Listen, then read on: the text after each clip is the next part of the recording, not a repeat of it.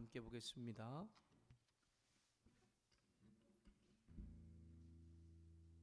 고린도전서 15장 20절부터 34절의 말씀을 우리 함께 교독하겠습니다. 제가 가지고 있는 성경초로 신약성경 282쪽쯤에 있습니다. 15장 20절부터 34절의 말씀입니다. 말씀을 읽으면서 말씀 안에서 우리 가운데 주시는 하나님의 또 마음과 또 음성을 함께 들으면서 나갔으면 좋겠습니다. 제가 먼저 20절 말씀 읽겠습니다. 그러나 이제 그리스도께서 죽은 자 가운데서 다시 살아나사 잠자는 자들의 첫 열매가 되셨도다. 사망이 한 사람으로 말미암았으니 죽은 자의 부활도 한 사람으로 말미암는도다. 아담 안에서 모든 사람이 죽은 것 같이 그리스도 안에서 모든 사람이 삶을 얻으리라. 그러나 각각 자기 차례대로 되리니 먼저는 첫 열매인 그리스도요 다음에는 그가 강림하실 때에 그리스도에게 속한 자요 그 후에는 마지막이니 그가 모든 통치와 모든 권세와 능력을 멸하시고 나라를 아버지 하나님께 바칠 때라.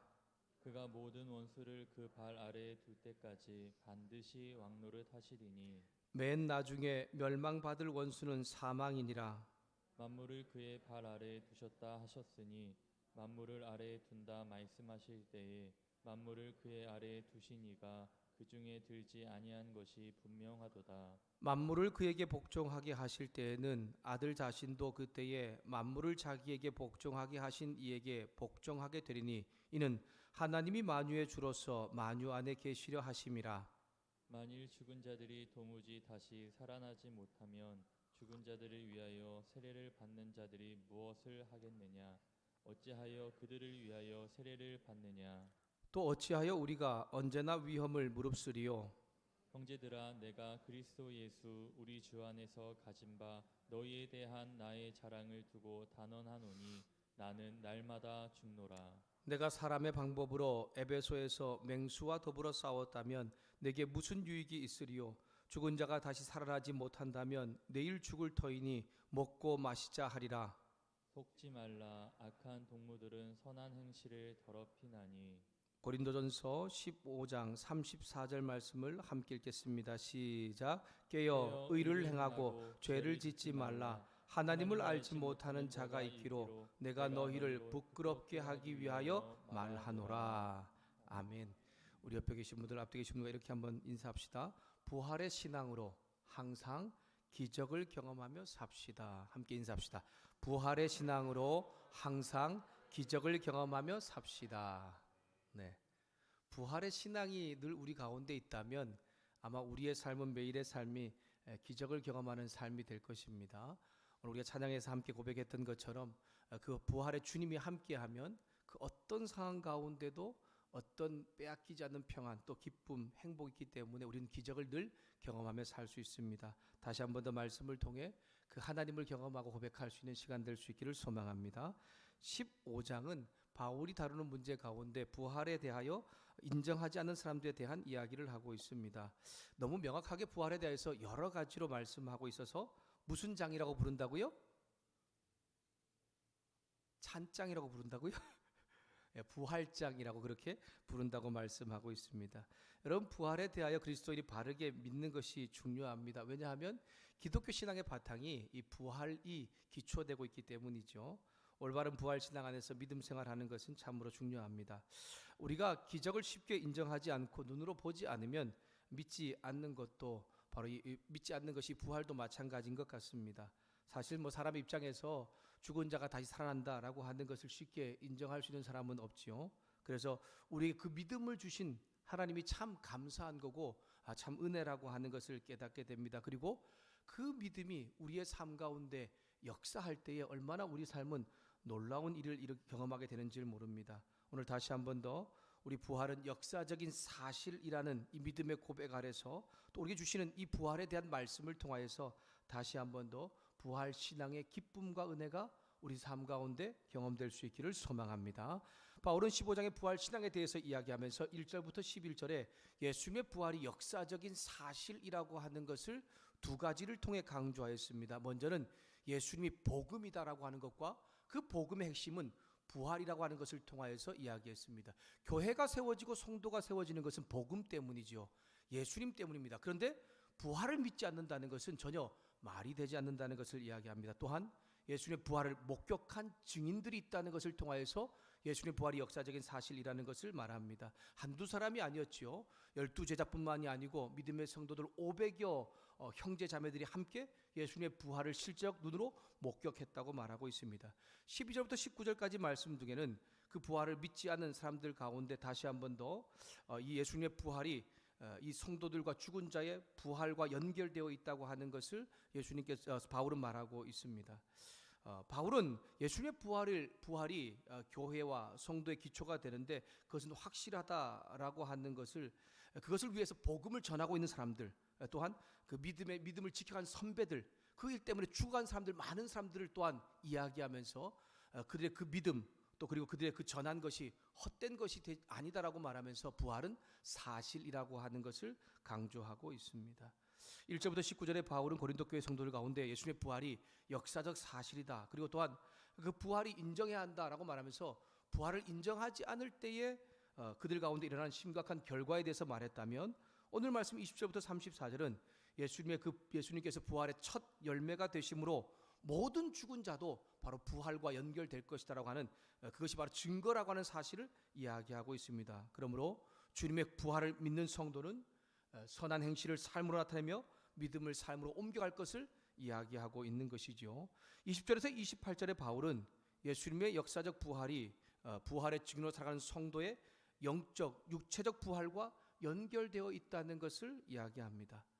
20절에 먼저 예수님은 모든 죽은 자 가운데서 다시 살아나심으로써 잠자는 자들의 처음 열매가 되셨다라고 말하죠. 그러니까 처음 열매가 있으니 다음 열매도 있을 것을 이야기하고 있는 것입니다. 그래서 부활을 믿는 성도에게 소망이 된다는 것이죠. 우리 20절 말씀을 다시 한번 더 함께 읽읍시다. 15장 20절 말씀을 읽겠습니다. 함께 읽습니다. 시작.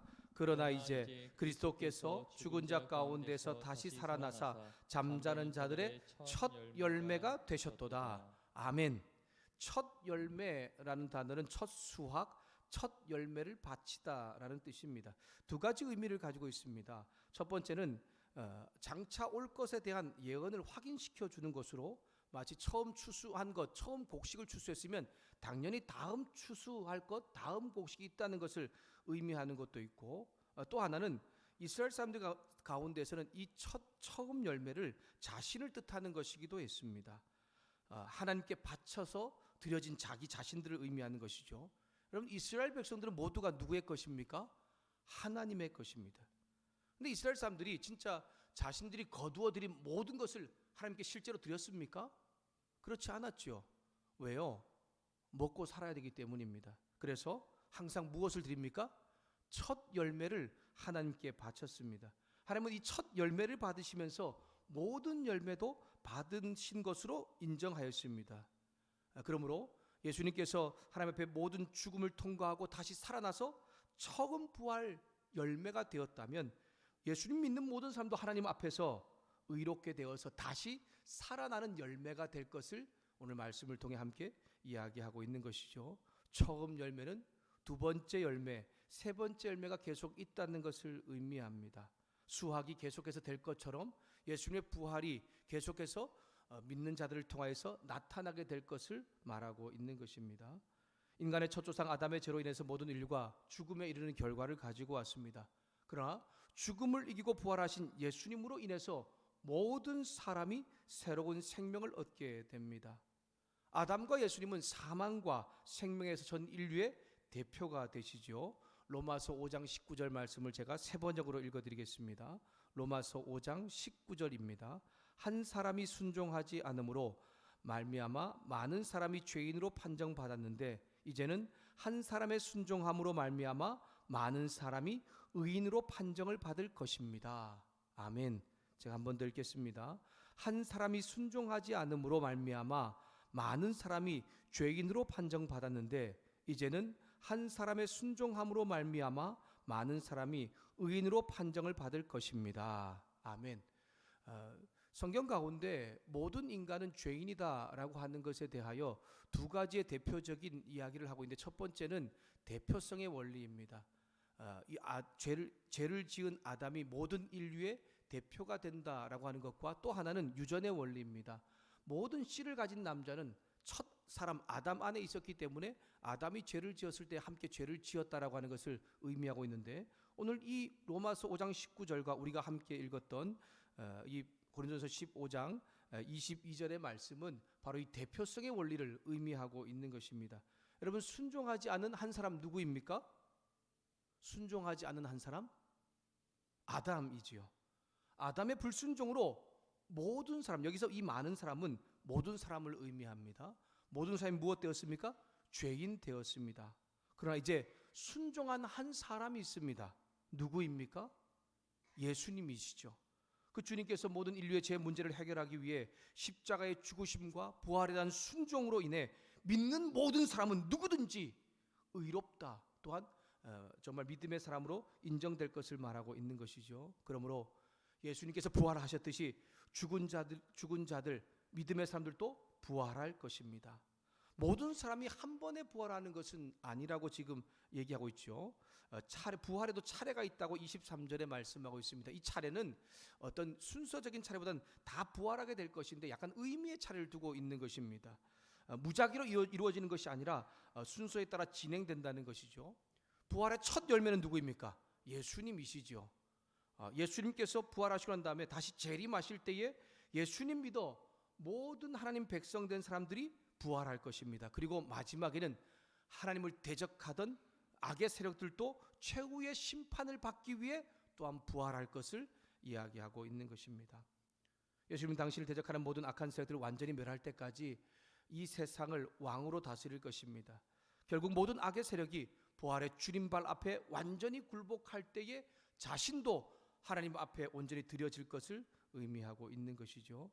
사랑하는 여러분, 주님께서 처음 오시고 부활하심으로 이미 모든 악의 세력은 굴복되었고 이 땅 가운데 하나님의 나라는 이루어졌습니다.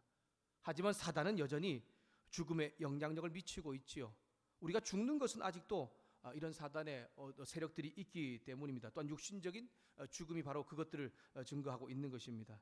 예수님 믿어도 주님께서 재림하셔서 완전하게 사단의 세력이 물리치기 전까지는 믿음의 사람들이 계속해서 육신적인 죽음을 맞이하게 됩니다. 그러나 예수님 재림하실 때에 이 세상의 모든 사단의 세력이 멸망되고 하나님 아버지의 뜻대로 그 나라가 이루어질 뿐만이 아니고 예수님께서 처음 부활하셨듯이 믿음의 사람들도 반드시 부활할 것을 여러분 기억할 수 있고 믿을 수 있기를 소망합니다.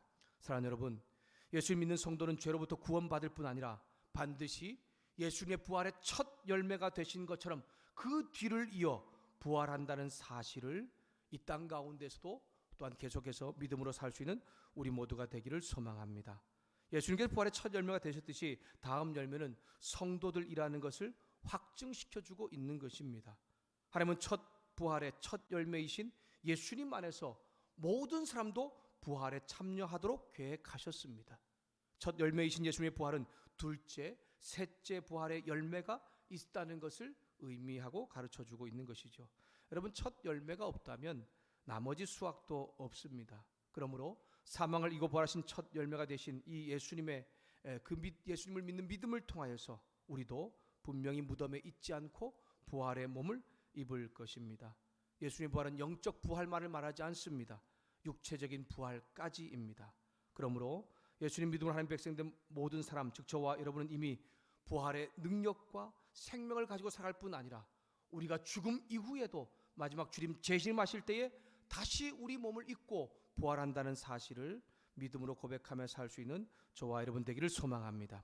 예수님 부활은 오늘 믿는 성도들에게 부활의 생명의 능력을 또한 증거하게 만듭니다. 이것을 부활의 현재성이라고 합니다. 여러분, 우리가 부활한다라고 하니까 주님 다시 올 때 장차 우리 죽음 이후의 부활만을 말하는 것은 아닙니다. 그 부활의 주님이 나와 함께 하신다는 것은 부활의 능력과 생명이 내 몸에 있다는 것을 의미하고 그것을 부활의 현재성이라고 합니다. 믿음을 가지고 살아가는 성도들이 이 땅에 살 때에 정말 여러 가지 시련과 여러 가지 유혹과 어려움이 있죠. 그럼에도 불구하고 견딜 수 있고 이길 수 있고 승리할 수 있고 당당한 삶을 살 수 있는 것, 그것이 바로 부활의 현재성이 우리와 함께하기 때문입니다. 사랑하는 여러분, 오늘도 부활의 첫 열매가 되신 예수를 믿는 우리는 미래의 부활뿐 아니라 현재에도 그 부활의 생명과 능력이 있다는 것을 기억하면서 이 땅 가운데 주님의 거룩함을 잘 드러내면서 누리며 사는 우리 모두가 될 수 있기를 주님의 이름으로 축복합니다. 29절부터 34절까지는 부활의 첫 열매가 되신 예수님의 부활을 믿고 나도 부활할 것에 대한 믿음을 가진 사람은 어떻게 살아야 하는가에 대해서 이야기하고 있습니다. 여러분, 일부 고린도 교인들 중에 죽은 자의 부활과 예수님의 부활을 믿지 않으면서도 당시 이교도의 간습을 따라 죽은 자를 위하여서 세례를 대신 받는 것에 대하여 지금 바울은 비교하고 비판하고 있는 것을 볼 수가 있습니다. 우리 함께 29절 말씀을 함께 읽도록 하겠습니다. 29절 말씀입니다. 함께 읽겠습니다. 시작. 만일 죽은 자들이 도무지 다시 살아나지 못하면 죽은 자들을 위하여 세례를 받는 자들이 무엇을 하겠느냐? 어찌하여 그들을 위하여 세례를 받느냐? 아멘. 여러분, 우리가 잘 성경 가운데 이해가 되지 않는 구절들 있죠. 그런 걸 보고 좀 어려운 구절, 해석하기 어려운 구절, 난해 구절 이렇게 표현하는데 바로 이 29절 말씀이 성경 가운데 좀 이해하기 어려운 구절 중에 하나입니다. 왜 그렇습니까? 죽은 자들을 위하여 세례 받는다?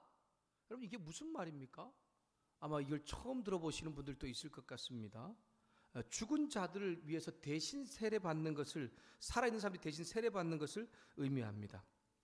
이교도인들 중에 마르시온이라고 하는 이교도인들이 있었습니다. 그들은 죽은 자들을 위해서 대신 내가 세례를 받으면 그 죽은 자가 구원을 얻는다라고 생각하여서 그렇게 죽은 자를 대신해서 세례를 받는 일이 있었습니다.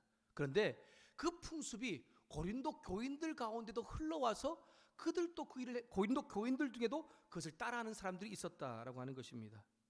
고린도 교인들 중에 죽은 사람의 부활을 믿지 않으면서도 죽은 사람을 대신해서 세례를 받음으로 살아있을 때 받는 것과 동일하다라고 생각하는 사람도 있었습니다. 바울은 그러한 행동이 부활에 대한 것을 믿는 것과 무슨 정말 연관이 있는 것이 아니냐라고 말하면서 부활을 믿지 않는 것이 오히려 모순이라는 것을 지적하고 있는 것이죠.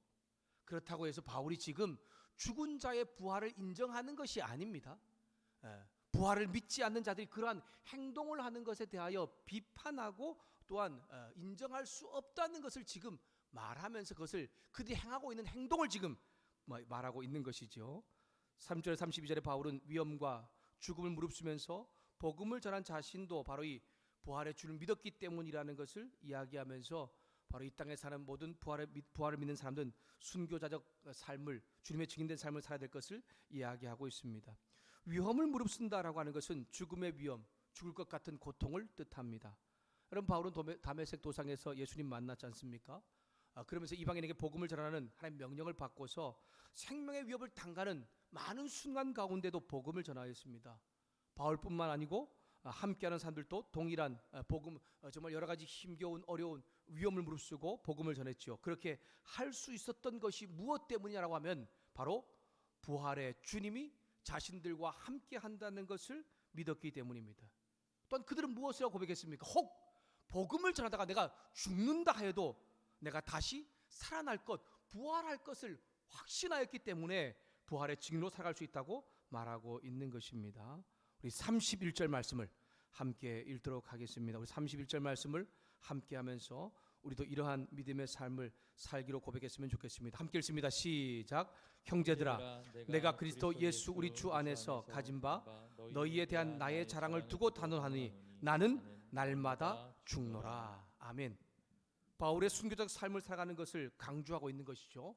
날마다 죽음을 경험하는 바울의 삶이 여러분 얼마나 두렵고 무섭겠습니까? 그러나 현재적 부활의 능력과 생명을 그는 맛보았습니다.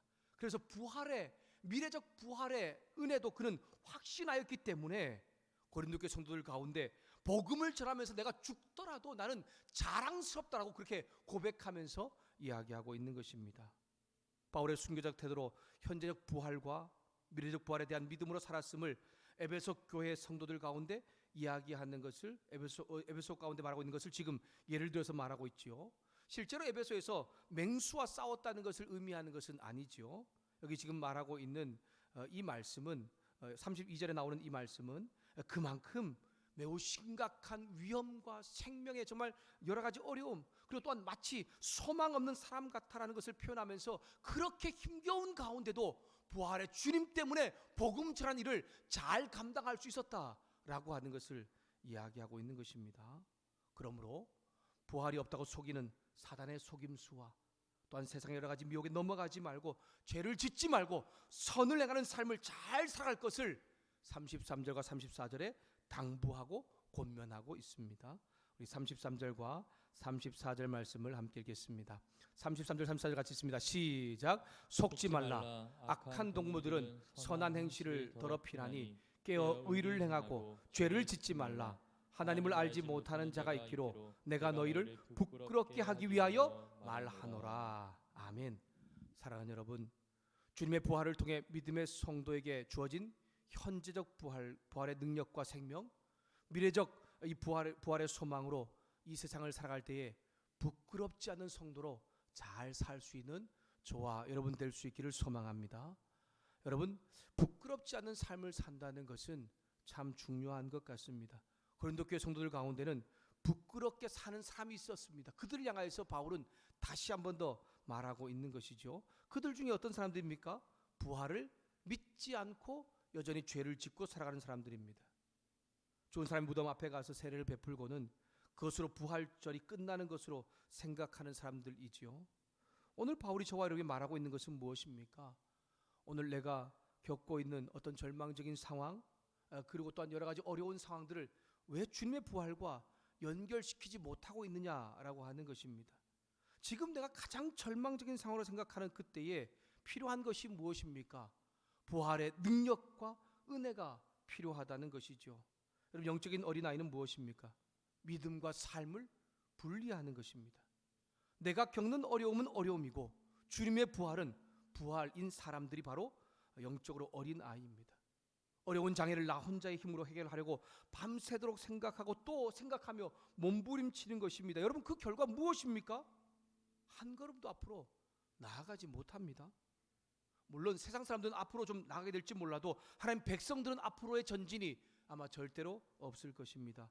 부활의 신앙, 그 절망적인 상황을 주님께 맡길 뿐 아니라 힘들고 어렵지만 그 상황 가운데 내가 해야 할 일들을 적은 이라도, 아주 작은 것이라도 행하여 나아가는 것을 말하고 있는 것입니다. 그것이 오히려 우리 가운데 기쁨으로 찾아오게 될 뿐 아니라 놀라운 결과가 나타나게 되죠.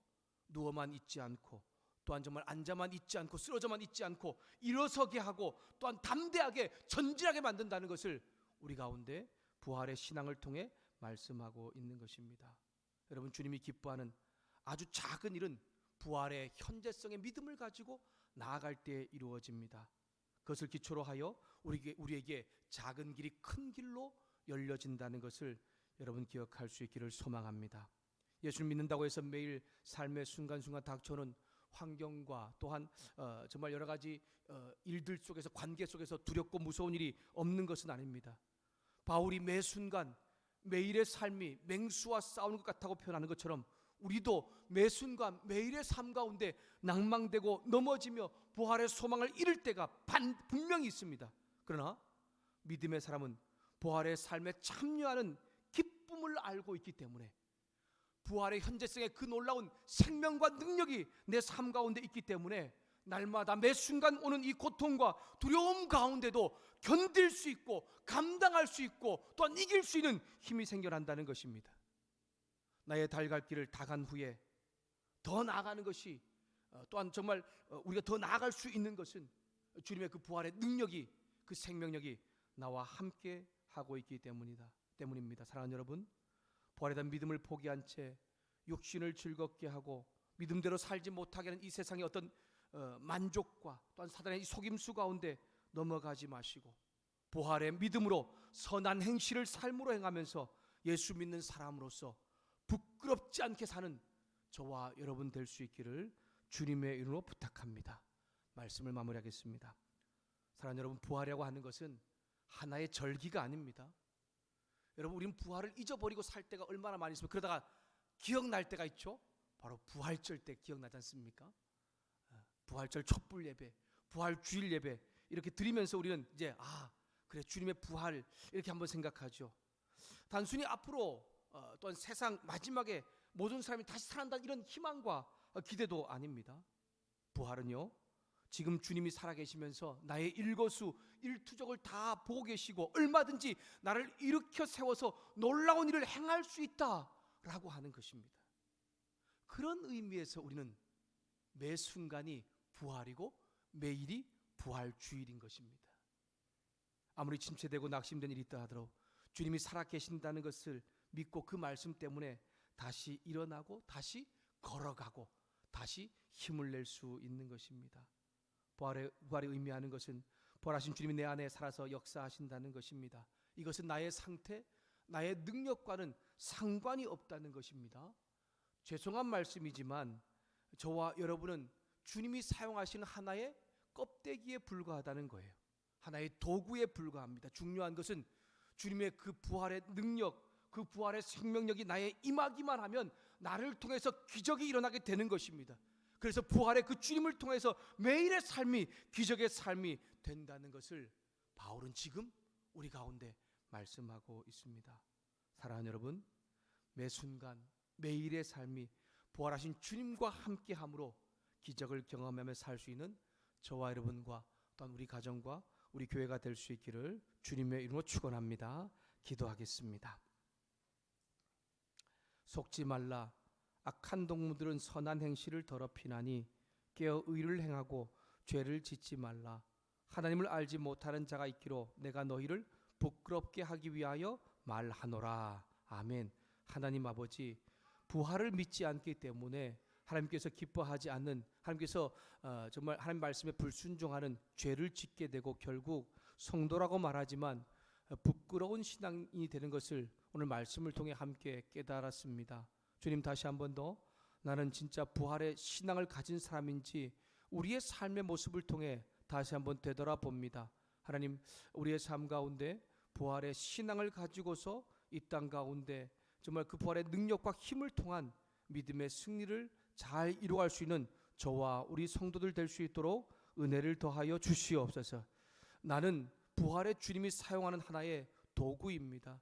주님이 나와 함께 하시기만 하면 내 삶의 어떤 문제, 어떤 환경도 다 열리게 된다는 것을 우리가 잘 기억하면서 그 부활의 능력이, 그 부활의 생명력이 나의 삶 가운데 기적으로 경험하도록 은혜를 베풀어 주시옵소서. 그렇게 우리 삶 가운데 부활의 능력으로 함께 하시는 하나님을 찬양하며 예수님의 이름으로 기도드렸습니다. 아멘.